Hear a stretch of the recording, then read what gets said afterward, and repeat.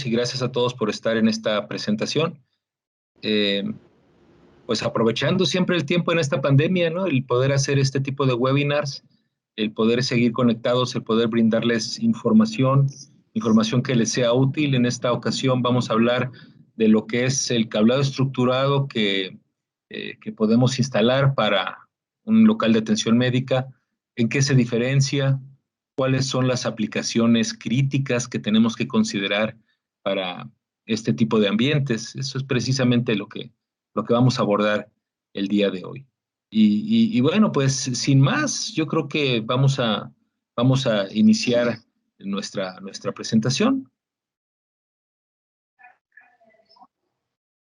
¿Qué vamos a revisar dentro de esta presentación? Vamos a ver cuáles son las tendencias dentro de la tecnología de aplicaciones médicas, cuáles son los requisitos que se dan para la conformación de una infraestructura de telecomunicaciones, de una infraestructura de cableado, cuáles son las regulaciones que se tienen que cumplir. Por ahí les voy a pedir si pueden desactivar sus micrófonos. Omar, si puedes desactivarme los micrófonos de todos, te lo agradeceré mucho. Claro, menos el mío, por favor. Sí, déjame silencio todos y nada más te dejo a ti. Ahí voy, Sí, te agradezco mucho. Sí, a ti. Y también vamos.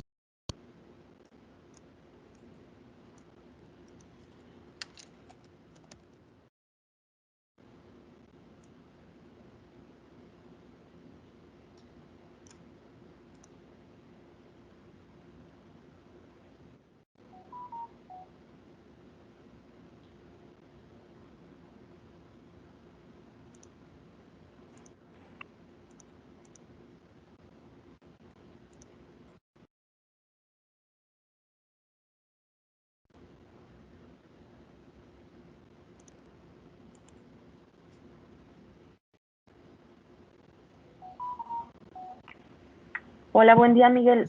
Creo que me escuchas. Si me ayudas a activar tu audio, Miguel, porque los desactivé a todos. Gracias, Perdóname, Omar. sí, perdóname, Miguel. Es que le di desactivar a todos, ya no llevaba cómo activarte. Ok, está bien, no te preocupes. Gracias. Okay. Bueno, entonces, a ver, regresamos un poquito. Está bien, bueno, me quedé en esta. Decíamos que las redes de aplicaciones médicas son redes de misión crítica, primordialmente por su misión fundamental de salvaguardar la vida humana, pero también por el resguardo de la información crítica, la información de pacientes, la información de los historiales médicos. Y no hace muchos años, pues todavía, bueno, de hecho, sí, no me puedo ir muy lejos, ¿no? En algunas instituciones médicas todavía los registros a mano, los historiales todavía se guardan en papel, se pierden, pues de alguna manera están en mal estado, y obviamente este es un tema crítico porque definitivamente esto pues hace que la calidad del servicio pues sea fundamental, que sea de alguna manera muy lamentable. Desgraciadamente con los temas de la pandemia vienen a salir a flote pues las deficiencias de nuestro sistema médico. Qué pena que nuestro país sea el cuarto a nivel de mortalidad dentro de esta pandemia, que nos diga la OMS que en su estudio particular, que si hubiéramos tenido un desempeño mediocre al menos, o sea, promedio, se hubieran evitado 190,000 muertos de toda índole el año pasado, ¿no? Y esto pues viene arrastrándose desde hace muchos años, ¿no? Desde hace muchísimos años. Entonces, y en cierta forma la tecnología puede ayudar. Definitivamente el rezago tecnológico es algo que se evidencia y es algo que nosotros tenemos que estar conscientes porque a todos nos corresponde una parte dentro de los que creamos infraestructura, dentro de los que participamos dentro de esta área. Así que, pues, es importante dentro de los proyectos que nosotros tengamos en la mano saber el papel fundamental que jugamos dentro de toda esta cadena. Entonces, actualmente, pues definitivamente con todas las aplicaciones médicas, la imagenología que se maneja, los dispositivos inalámbricos, los dispositivos que de alguna manera unen a pacientes con médicos, con enfermeras, con instituciones de salud, pues es un intercambio de información que debe ser fluido, preciso, debe de ser seguro y debe de garantizarnos precisamente una mejor atención médica de alta calidad y con la mayor confiabilidad y seguridad posible. Pues obviamente la evolución va desde este tipo de archiveros a tecnologías que se concentran en centros de datos, pues que de alguna manera mantienen los más altos estándares en cuanto a sistemas de redes, en cuanto a sistemas de almacenamiento, en cuanto a las aplicaciones que hacen posible que redes de alta velocidad, redes de alta capacidad se conjuguen para brindarnos el acceso que se requiere para esta información crítica. Y las tendencias de la tecnología, pues bueno, sobre todo se basan en tres aspectos importantes dentro de las aplicaciones médicas. En primer lugar, en el registro médico electrónico, o EMR, por sus siglas en inglés, Electronic Medical Records, y que básicamente van a conformar toda la información relacionada con los historiales clínicos, la información de diagnósticos, los van a integrar de una manera que van a poder ser consultados de cualquier manera en cualquier paciente en cualquier parte del mundo y también consultados, por ejemplo, uniendo también con respecto a aseguradoras y demás registros donde se requiera. La imagenología es básicamente crucial dentro del diagnóstico, dentro de la oportuna atención de los pacientes, pues básicamente también requiere archivos de gran ancho de banda, grandes volúmenes de información transmitidos por las redes, tanto en las redes clínicas como también sobre Internet. Y por supuesto, los dispositivos móviles, las aplicaciones que hacen posible la conexión de todos estos dispositivos, pues que podamos nosotros tener todo ello en una sola red, todo ello conjuntado para beneficio precisamente de la mejor atención clínica. ¿Qué diferencia fundamental hay con respecto a los locales de atención médica con relación a los locales comerciales que solemos implementar los cableados estructurados? En primer lugar, hay más aplicaciones de red que se utilizan dentro de los locales de aplicación médica. Llamada de enfermeras y circuitos de diferente naturaleza, desde telemetría hasta circuitos muy avanzados para precisamente garantizar la atención oportuna en las diferentes áreas de estos locales. Además, hay entornos de instalación sensible donde vamos a tener emisiones de interferencia electromagnética que vamos a tener que tener mucho cuidado con las señales que están siendo transmitidas por los aparatos de resonancia magnética, de rayos X, etcétera. También una parte muy importante son las diferentes densidades que se trabajan en las áreas de trabajo, porque, por ejemplo, en áreas de pacientes, en áreas de cuidado intensivo, en áreas, por ejemplo, de quirófanos, son áreas donde tiene que garantizarse que haya mucha descontaminación, donde no puede estarse trabajando, donde no puede haber equipos de trabajo que estén entrando a hacer labores, donde haya polvo, donde haya diferente tipo de contaminación. Entonces, pues vamos a ver que como no se puede poner, por ejemplo, esquemas que nos ayudan en otros escenarios, como por ejemplo puntos de consolidación, pues tenemos que dejar una mayor cantidad de salidas disponibles para las diferentes aplicaciones, una mayor cantidad también de salidas de reserva para aplicaciones a futuro. Entonces, esto va a ser importante considerar el tamaño de las salidas, la cantidad de salidas que vamos a dejar en estas áreas de trabajo. También muy importante el ancho de banda, debido sobre todo a las aplicaciones de imagenología. En un cuarto de hospital, que podemos un poquito prever en un futuro hacia dónde tienden las tecnologías más avanzadas que se ven actualmente, pues hay muchas cosas que ya están dentro del futuro, me atrevería a decir incluso cercano, ¿no?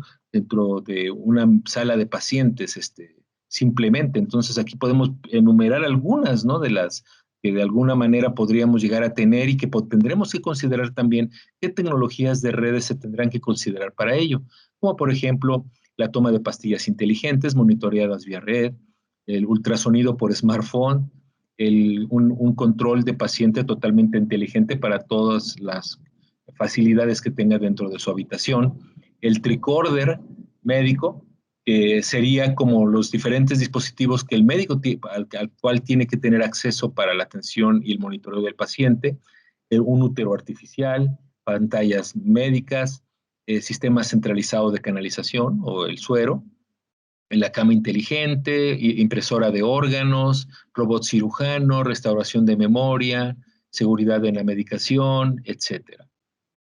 En cuanto a los requisitos y regulaciones, esta es una parte que ha avanzado muchísimo, no recientemente, sino desde hace varios años.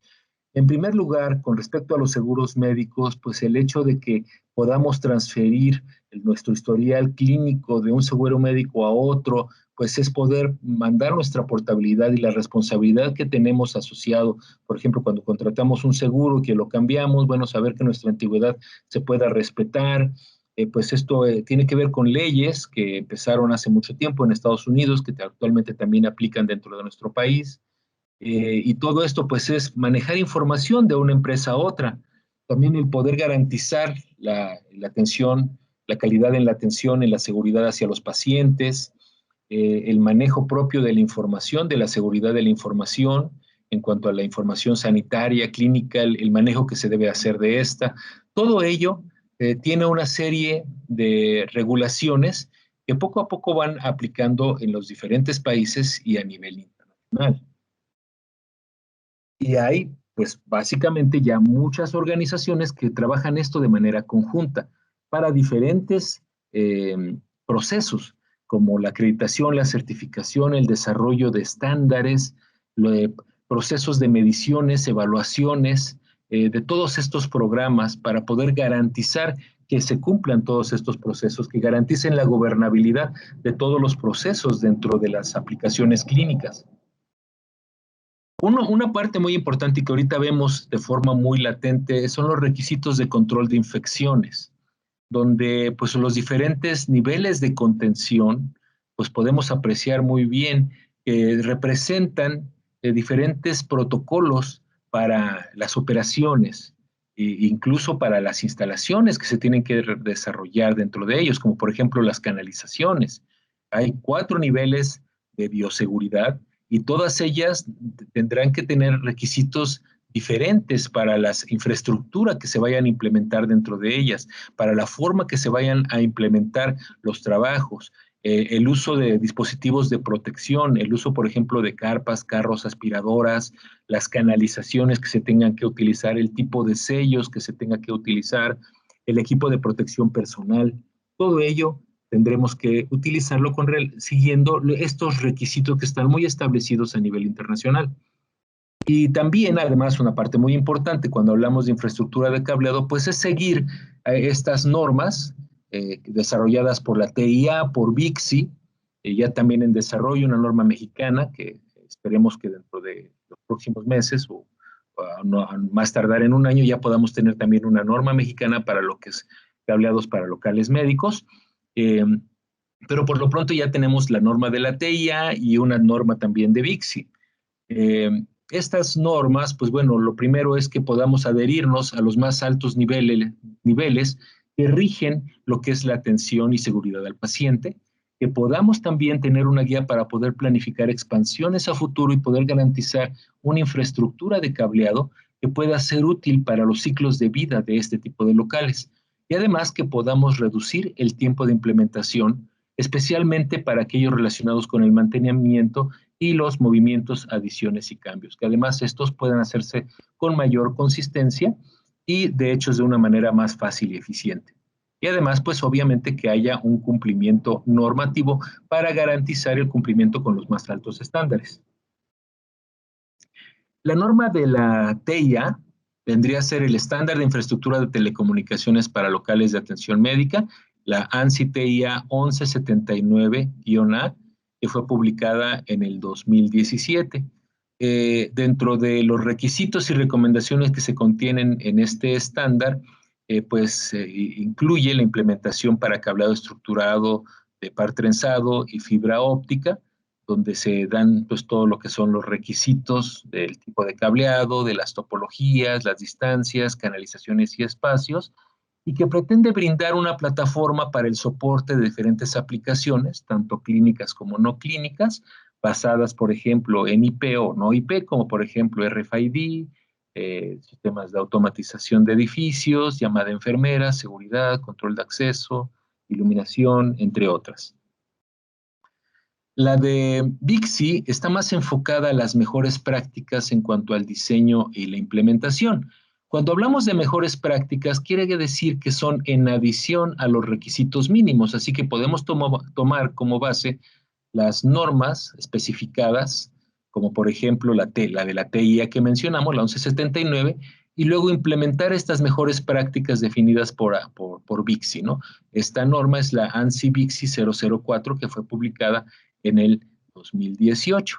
Y básicamente, pues aquí se incluyen mucho más información más amplia, donde además se complementa con información muy importante, por ejemplo, en cuanto a los requisitos, regulaciones, la seguridad, los principios de diseño, los requisitos de control de infecciones que mencionábamos, etc. Dentro de la definición de espacios, de planificación de diseño, una parte muy importante que tanto Vixi como TIA nos definen es que para garantizar un local de atención médica, que es un local de misión crítica, tenemos que asegurar que haya redundancia. Que haya una redundancia para que para garantizar la disponibilidad de servicio, y para ello la redundancia se entiende como la diversidad de rutas. Por ejemplo, en cuanto a la acometida, en cuanto a los cuartos de equipos, que tengamos esta redundancia donde si hay una falla en un sistema, pues no podamos tener otro de respaldo que pueda mantener esta operación que es crítica. Entonces, pues hay muchos sistemas que van a tener que apoyarse dentro de estos sistemas, como por ejemplo los de llamada enfermera, seguridad, CATV, los sistemas biomédicos.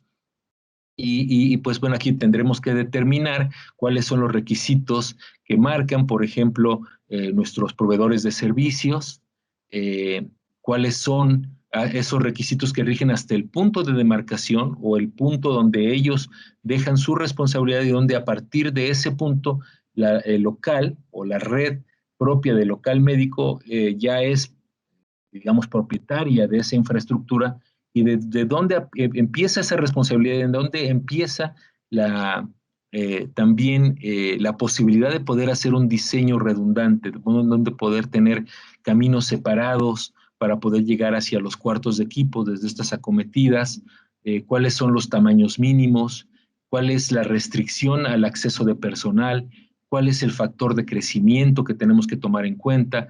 Estas normas nos dan algunas indicaciones. Por ejemplo, pues obviamente tenemos que tener acceso restringido solo al personal autorizado, tenemos que tener un tamaño mínimo de 10 pies por 12 pies dentro de estos cuartos de acometida, y el factor de crecimiento debe ser del 100%, o sea, la capacidad que nosotros esperamos crecer en cuanto a circuitos debe ser del 100%, porque es obvio que después no podemos estar dándonos el lujo de hacer una ampliación, una remodelación, donde tengamos que habilitar más espacios, donde haya obra, sino todo esto tiene que ser previsto para garantizar que haya una migración y un crecimiento mucho más transparente.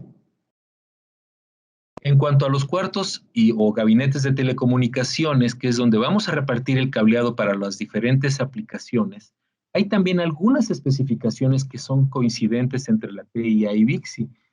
Por ejemplo, en estos cuartos no se permite que haya otros servicios distintos a telecomunicaciones. Por ejemplo, aquí en estos cuartos no podríamos tener instalaciones donde haya gases o fluidos. Los tamaños recomendados, por ejemplo, en la TIA es de 12 metros cuadrados. En Vixi el tamaño mínimo es de 12 pies por 14 pies. El crecimiento anticipado debe ser del 50% por lo menos.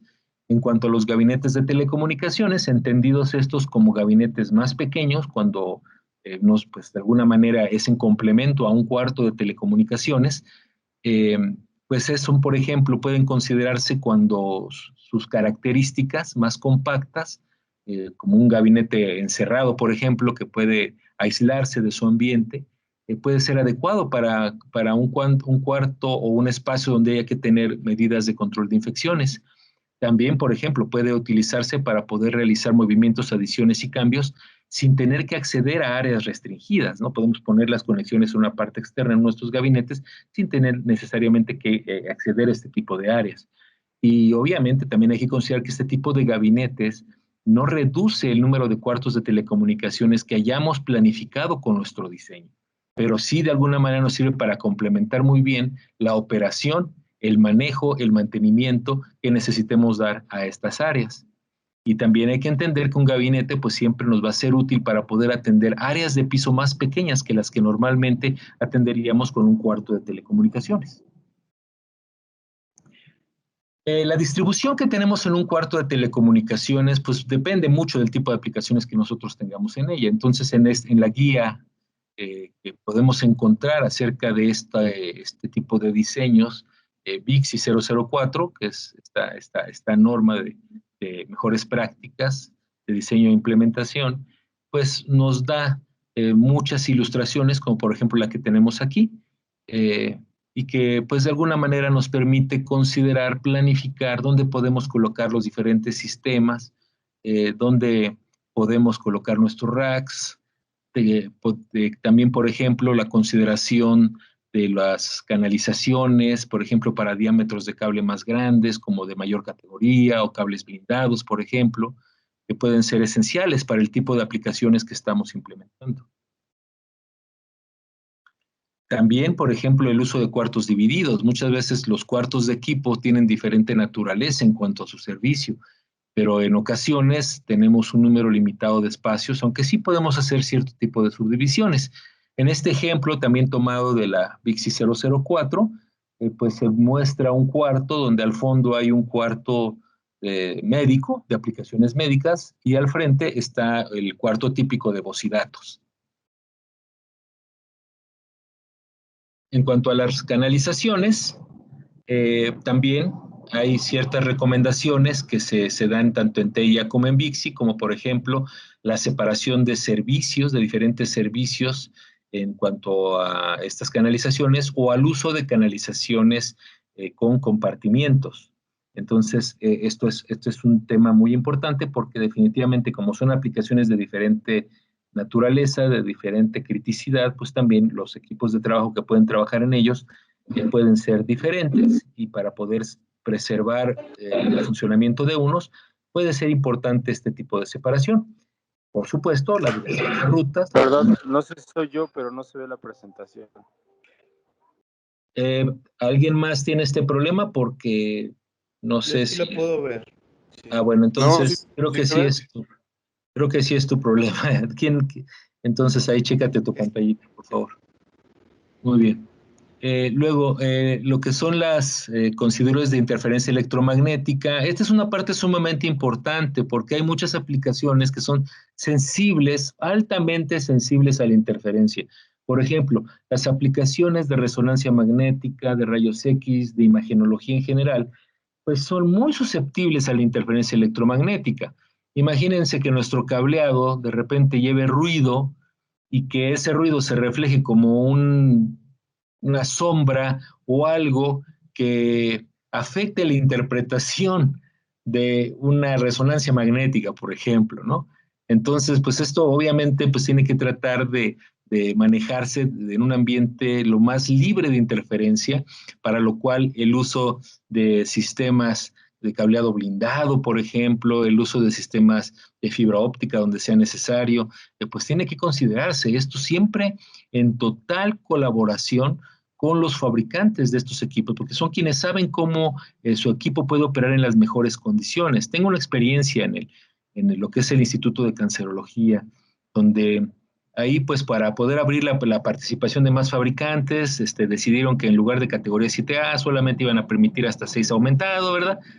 Entonces, pues, no se pudo proponer categoría 7A, pero cuando llegó el fabricante de unos equipos que había ahí de resonancia magnética, pues el fabricante dijo, no, yo necesito que todo esto sea categoría 7A. Y entonces, a pesar de que ya se había instalado 6A, él hizo que se pusiera 7A para todos sus equipos. O sea, ese es un ejemplo de cómo, hay requisitos que son indispensables, que es necesario consultar con los fabricantes antes de tomar una decisión que pareciera muy salomónica, ¿no? Entonces, y que obviamente es mucho más importante para poder preservar el buen funcionamiento de las aplicaciones. Por supuesto, en el tema de las canalizaciones, la norma de la TIA se basa en las especificaciones primordiales que se generan en la norma de canalizaciones y espacios de telecomunicaciones, la ANSI TIA 569E del 2018, que es la última versión de esta norma. Para el cableado de backbone hay algunos requisitos importantes para preparar las canalizaciones a futuro, pues aquí depende mucho de las aplicaciones. Es muy difícil prever aplicaciones a futuros cuando estamos hablando de gran ancho de banda. Incluso la interfaz que se tenga que utilizar, el tipo de conector, pues también es una cuestión complicada. Por ejemplo, para aplicaciones gigabit, 10 gigabit, pues las interfaces de fibra óptica son LC, ¿sí? Duplex generalmente. Aquí sí, en este escenario, pues no juega nada de GPON porque definitivamente no permitiría transmitir el ancho de banda y el tipo de protocolos de red que se necesita para este tipo de aplicaciones, ¿no? Entonces ni siquiera lo vamos a considerar para este tipo de aplicaciones médicas. Pero la parte de redes Ethernet, por ejemplo, que se utiliza para aplicaciones duplex, pues se tiene hasta 10 gigabit en duplex, y ya aplicaciones, por ejemplo, de 25 gigabit, 40 gigabit, 100 gigabit, puede ser, bueno, 40 gigabit para arriba seguro van a ser conectores MPO o MTP. Entonces, ya el tipo de interfaz es muy importante también considerarlo. Ahora, el tipo de fibra óptica, pues definitivamente depende mucho de la longitud. Para enlaces cortos se recomienda como mínimo OM4, con el cual podemos asegurar cualquier velocidad hasta 400 gigabit por segundo hasta 100 metros, desde 100 metros, ¿no? Monomodo ya a partir de 100 metros, pero lo único que nos queda es monomodo. Pero esto es muy importante considerarlo porque definitivamente tiene que ver con nuestro proceso de diseño y planificación. Ahora, para par trenzado, por la categoría mínima recomendada es categoría 6 aumentado, aunque ya, como les comento, esto es lo mínimo, pero siempre hay que tomar en cuenta los requisitos del equipamiento, los requisitos de la aplicación. En ocasiones necesitamos mayor estabilidad térmica, en ocasiones necesitamos mayor resistencia a la interferencia electromagnética y puede ser posible que necesitemos considerar categoría 7 aumentada. Para la redundancia hay diferentes formas de trabajar la redundancia. Para esto nos podemos apoyar en la norma de BICSI 004. Aquí podemos ver dos ejemplos extraídos de esta norma. En el primer ejemplo, pues hay una sola ruta para cada vía, en donde se duplica sobre esta misma ruta la cantidad de cables de backbone. Tenemos el backbone A y el backbone B viajando entre los diferentes cuartos. Ahora, en el ejemplo número 2, lo que tenemos es una redundancia donde se está uniendo en cada uno de los pisos. Hay una ruta que une los diferentes cuartos entre sí. O sea, hay una ruta de backbone en cada vertical, ¿sí? El backbone A y el backbone B por diferentes verticales, y además hay conexiones en cada piso entre los diferentes cuartos. O sea, son dos maneras de manejar la redundancia. ¿Cuál es viable? Pues dependerá mucho de cómo están distribuidos los cuartos dentro de nuestro edificio, dentro de nuestro complejo de edificios, por ejemplo, para saber qué tipo de backbone, qué tipo de redundancia es el que podemos implementar. Para la parte horizontal, pues aquí básicamente tenemos que tener más cuidado en cuanto a la planificación, por un detalle muy importante, ya que el cableado horizontal va a ser menos accesible que el backbone una vez que las áreas hayan sido ocupadas. Y aquí, pues básicamente una parte muy importante es que para poder mantener un buen control de infecciones, los requisitos de control de infecciones, pues tendremos que prever si utilizamos puntos de consolidación o no, ¿vale? Anteriormente no se permitían puntos de consolidación dentro de las primeras versiones de la norma de la TIA. Ahora ya se permiten para ciertas áreas, dependiendo precisamente de los requisitos de control de infecciones.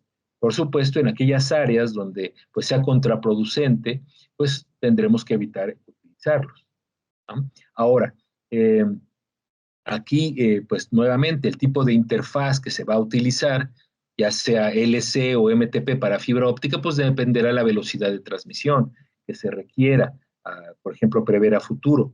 si es, por ejemplo, el tipo de velocidad de transmisión, la velocidad también determinará si es multimodo, recomendado como mínimo M4, o monomodo. También, por supuesto, se pueden utilizar cables combinados o híbridos, por ejemplo, que se instale al mismo tiempo monomodo y multimodo para las áreas horizontales. Es muy entendible, ya que hacer recablados a futuro en áreas horizontales puede ser complicado. Ahora, como mínimo, igual categoría 6A, aunque la norma de la TIA para instalaciones existentes permite todavía categoría 6.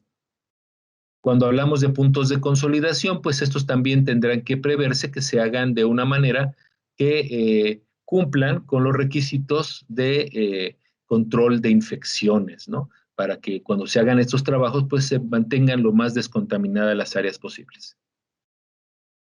Una cosa muy importante cuando a veces se quiere determinar a qué velocidad yo debo prever que tienen que manejarse las redes LAN para mi cableado. O sea, mi cableado, ¿para qué tipo de red tiene que estar previsto? Bueno, pues es revisar cuáles son las aplicaciones, cuáles son la cantidad de información que van a transmitir por cada paquete y por cada cierta cantidad de paquetes en un determinado lapso de tiempo.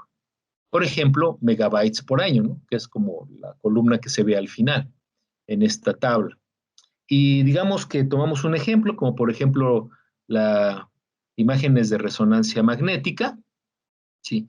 Y si nosotros hacemos este análisis, nos está dando aproximadamente 2 terabytes al año de información. Entonces, esta es una cantidad muy significativa.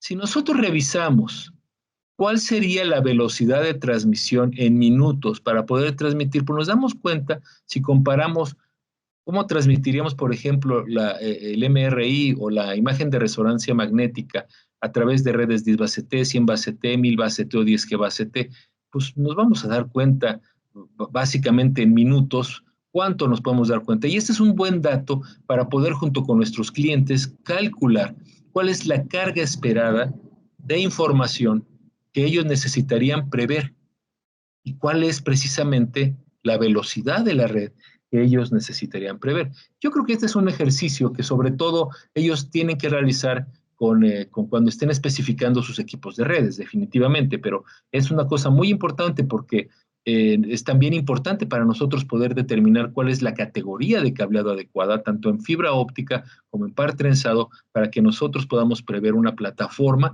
que nos sirva para las aplicaciones actuales y preveamos también las migraciones a aplicaciones futuras.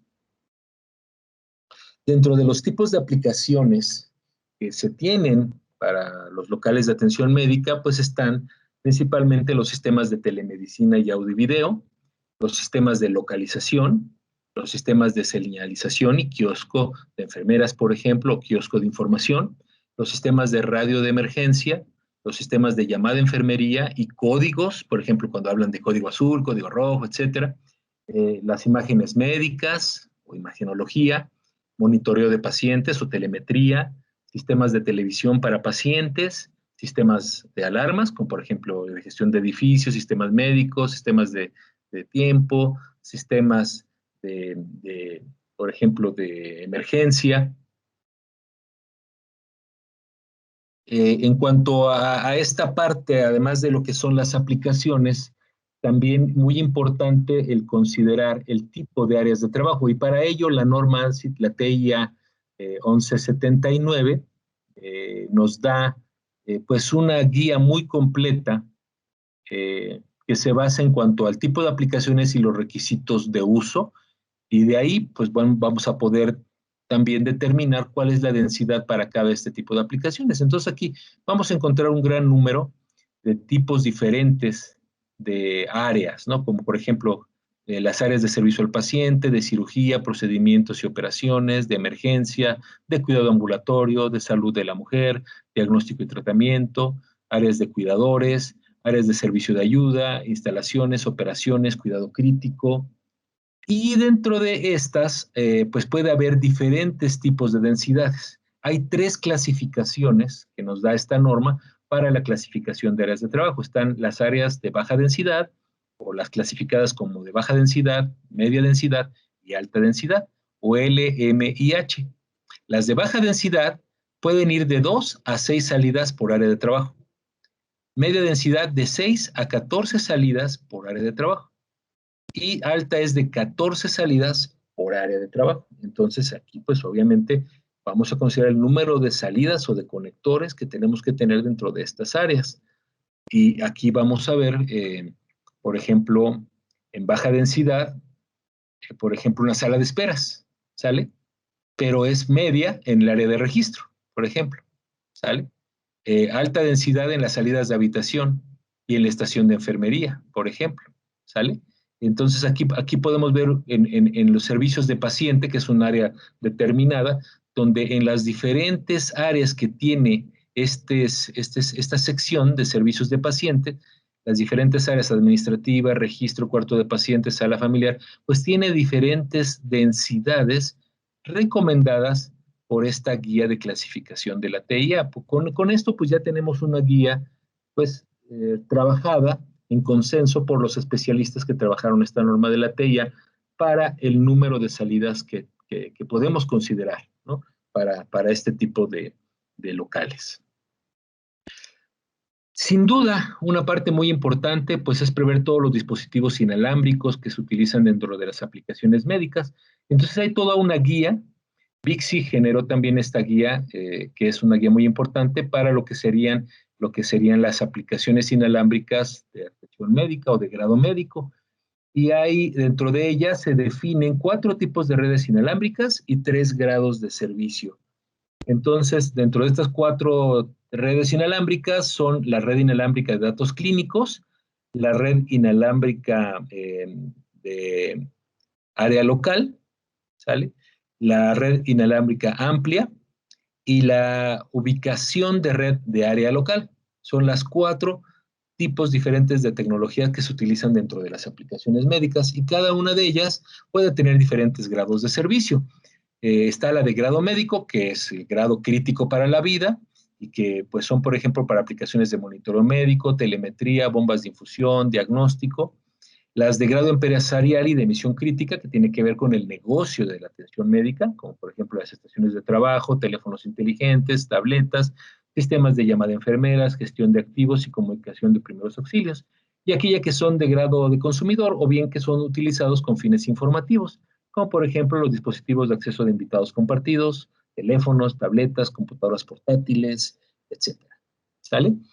Esta tabla nos correlaciona los diferentes tipos de grados con las necesidades que hay o las características que tendrían en cuanto a su cobertura, señal, capacidad, seguridad y certeza, ¿vale? Para los diferentes grados de servicio de estas redes inalámbricas de aplicaciones médicas.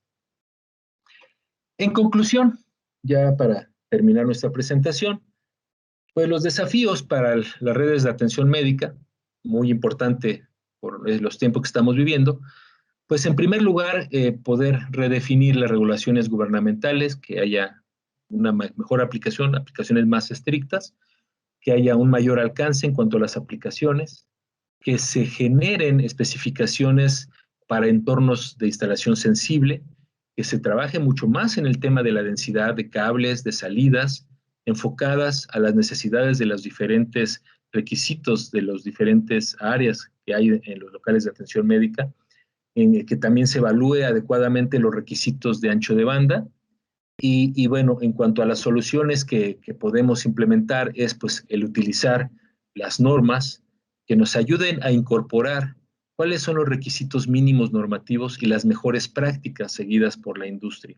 Y obviamente prepararnos para el futuro, yo diría prepararnos ya para el hoy, y que precisamente nos permita dar una mejor respuesta para estas aplicaciones exigentes, que son todas ellas de misión crítica y que pues una muestra es precisamente lo que estamos viviendo en estos días.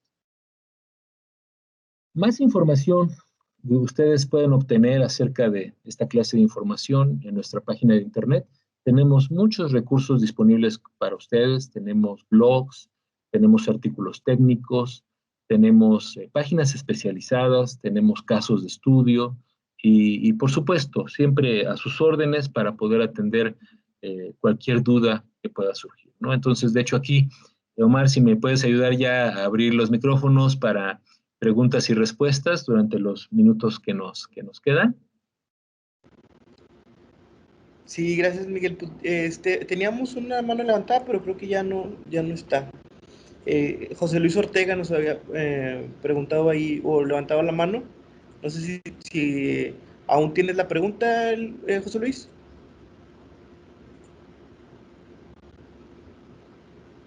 No sé si...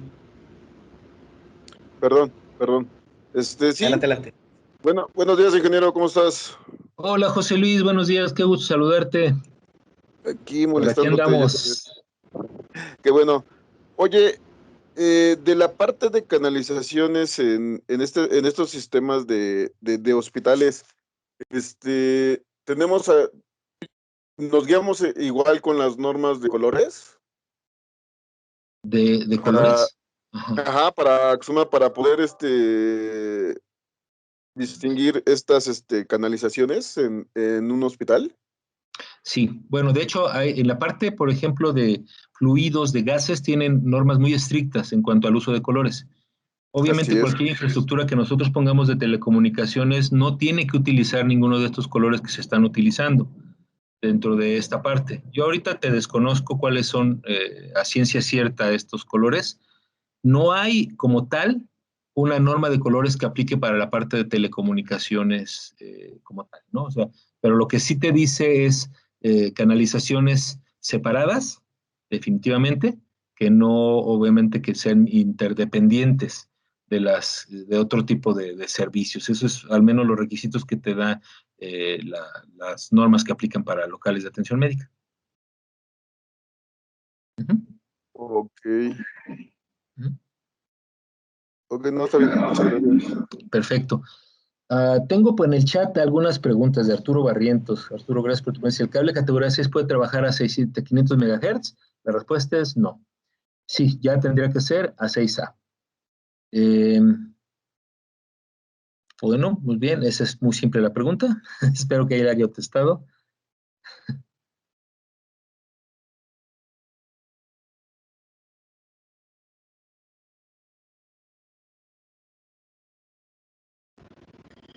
Perfecto. ¿Alguna otra pregunta que tengan para Miguel? Creo que fue suficientemente claro, Miguel. Oh, pues excelente. Me parece muy bien, muy padre, como siempre, tus capacitaciones muy amenas. Muchas gracias por ese comentario, Omar. Y pues me complace que les haya agradado. Espero que así haya sido. Y pues estemos atentos a la siguiente presentación. Ya por ahí estamos trabajando ya en los siguientes temas para poder continuar nuestro programa de capacitación a distancia. Muy bien, muy bien. Capacitación en sana distancia. Pues sí, ahí está. Yes. Dice Víctor Garcés, sí, muy buena. Gracias a Miguel por la presentación. Y nos comenta Raúl Campos si podemos compartir esta presentación. ¿Sí? Sí, correcto, sí, la vamos a compartir. Le voy a proporcionar a la Verónica, me pidió, y ella se las hará llegar, con mucho gusto. Claro. ¿Vale? Sí, muchas gracias. Bueno, pues, qué gusto me dio verlos a todos. Cuídense mucho, les mando un abrazo muy fuerte y esperemos pronto dárnoslos en vivo. Claro, muchas gracias. Gracias, Omar. Que tengan buen día. Gracias y igualmente mucho para todos. Muy buen día y muchas gracias por su participación. Nos vemos. Que tengan un excelente día. Buenos días, gracias. Gracias. Hasta luego. Hasta luego. Oh, gracias. Gracias, José Luis.